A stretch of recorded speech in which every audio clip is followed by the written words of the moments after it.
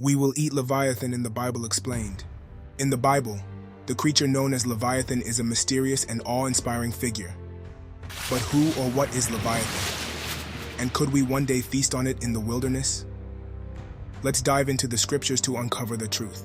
The first and most detailed description of Leviathan is found in the book of Job. Job 41 presents a vivid portrait of this beast, emphasizing its incredible power and terrifying nature. Let's begin with some of the verses from Job 41. Job 41, 1 through 10, KJV.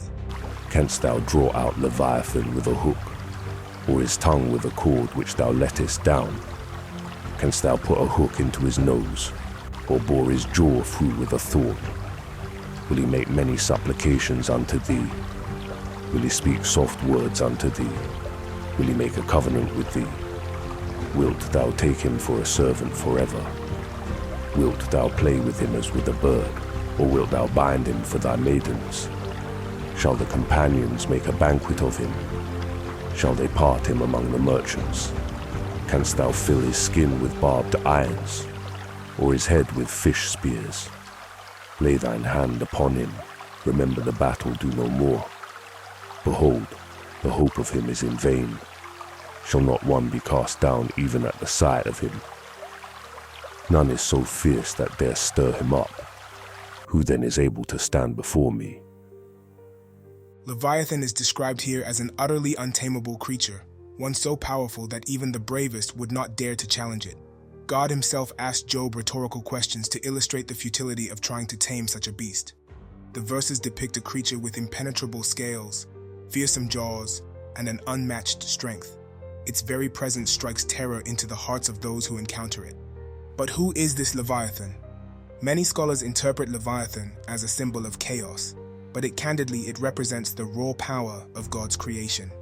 Some believe it could be a real creature, perhaps a massive sea serpent or creature, like reptile, while others think it's a being designed to show God's sovereignty over even the most terrifying forces of nature. But God makes no mistake, and man cannot fathom God's intent. So Leviathan to Bible believers is real, and lives in the deepest part of the sea, not known to man. Leviathan's power. To understand me, to understand how mighty I am, turn to the scriptures yourself. Turn to Psalm 104:26. This will give you a glimpse into the vastness and terror of my will for the Most High. Psalm 104, verse 26, King James Version. There go the ships. There is that Leviathan, whom thou hast made to play therein. Here, Leviathan is portrayed as a creature that dwells in the deep sea, powerful enough to make even ships tremble in its presence. The phrase, whom thou hast made to play therein, hints at the idea that Leviathan, while terrifying, is still under God's control. God created this great beast, and it exists in the world he made. Will we eat Leviathan? Now let's explore the intriguing question, will we eat Leviathan in the wilderness? In Psalm 74, 12 through 14, we find a remarkable prophecy that suggests not only the defeat of Leviathan, but that it will be given as food to the people. Psalm 74, 12 to 14, King James Version. For God is my King of old, working salvation in the midst of the earth. Thou didst divide the sea by thy strength. Thou breakest the heads of the dragons in the waters.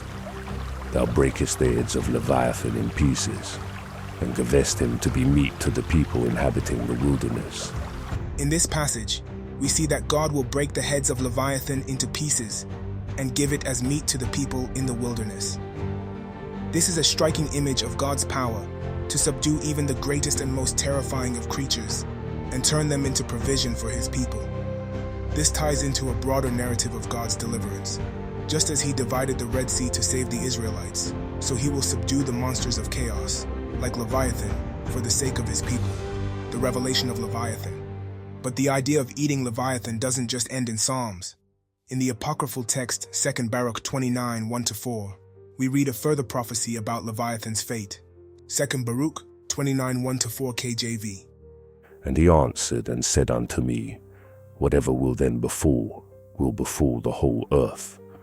Therefore all who live will experience them. For at that time I will protect only those who are found in those selfsame days in this land. And it shall come to pass, when all is accomplished that was to come to pass in those parts, that the Messiah shall then begin to be revealed, and Behemoth shall be revealed from his place, and Leviathan shall ascend from the sea, those two great monsters which I created on the 5th day of creation, and shall have kept until that time, and then they shall be for food for all that are left. Here we see that after a great time of tribulation, Leviathan will rise from the sea and be prepared as food for the survivors. This is a profound moment where God's provision meets his judgment. After the trials of the end times, God will provide for his people in a way that is both surprising and abundant. Conclusion. So, what can we take away from all this? The Leviathan of Scripture represents not only a mighty and fearsome beast, but also the ultimate power of God. While we may never fully comprehend the nature of this creature, one thing is clear: God is in control. And as the Bible suggests, in the wilderness or in times of need, God will provide, perhaps even using something as fearsome as Leviathan as a means of sustenance for his people. In the end, Leviathan serves as a reminder of God's sovereignty and his ability to turn even the most terrifying things into tools for his plan of salvation. Thanks for watching. If you found this exploration of Leviathan interesting, don't forget to like, comment, and subscribe for more biblical insights. And remember, no matter how fearsome the challenges ahead, God is always in control. We hope this inspired you spiritually, and remember to seek God. Stay tuned for more content.